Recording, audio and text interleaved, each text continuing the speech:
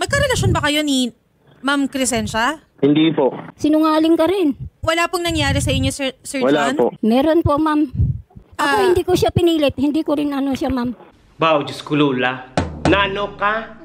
So, hindi ko tani maghambal kasi syempre basi makasala ako. Pero tani ko nagatigulang, no? Mas naga full of wisdom. O kung mas nagawais kita. Pero ikaw, naentoan ka pa. Amo nang buday basta sa paghigugma. Bata o kung tigulang. Kaya daw maumang kita.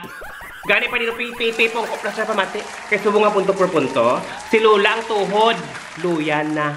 Pero paghigugma, ang tagipusoon, baskog pa. Una nga punto. Daw naglain ang akong pamatsyagan. Nadulaan ako sang gana. Sang nabatian ko, nga natabo pa sila nga duha.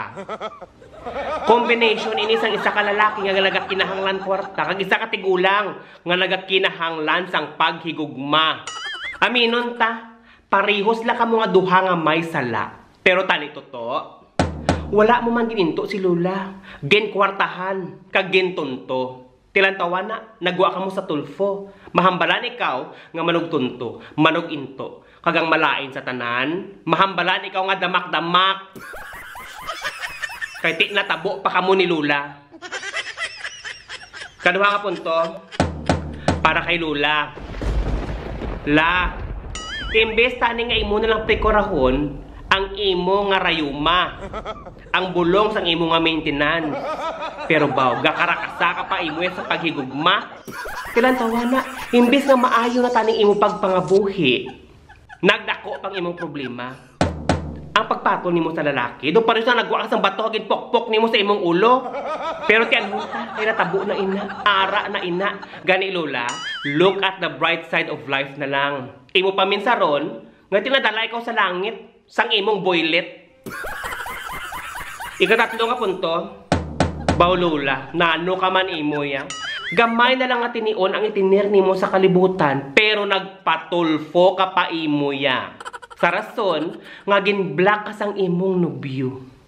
Gani na panawagan ang pamilya ni Lola, at ipananin niyo siya, palanggaanin niyo siya, kaya mo na ginakinahanglan niya. Gapangita siya sang atensyon sa iban. Tilantawa, sa sobraya kapag palangga sang mas bata sa iya, na entonces si Lola. Ikaapat nga punto, prangka nga istorya Lola ha, prangkahon ta ka. Kabalo ka naman siguro nga ginapangwartahan ka, pero nagsigi ka pa. Kabalo ka naman nga ginainto ka, pero gapanamit ka pa. Amo gid ni basta gugma. May mga tao nga biskan ka pila mo na hambalan, hindi ikaw pagpamatian. Pabungol-bungulan ka kung sila imulay gayan. Gani ning laygay, ining pag-istorya, hindi kinahanglan. Dapat sa ila, huyapan para mamurag-muragan. Tani Lulang imong kwarta, ginsupot-supot mo na lang na para sa imo nga bulong. Spend time nimo sa imo nga pamilya kag sa imo mga kaapuhan. Hindi kay nangita ka pa kung sinuman. Pero kung ikaw gapangita agad sang kaupod nimo sa imo nga kabuhi, pangita ka sang kaedad nimo nga parehos ka mo sang gusto. Hindi ka mangita sang boylet nga perti pa kabata sa imo. Tapos kay amo ining natabo ibasol mo tanan sa iya. Imagine na, times 3 ang edad ninyo.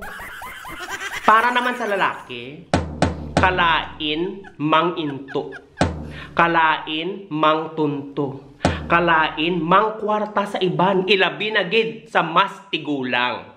Pero pinakakalain sa tanan, stintay uno na si Lola, pero benera mo pang tunto ka.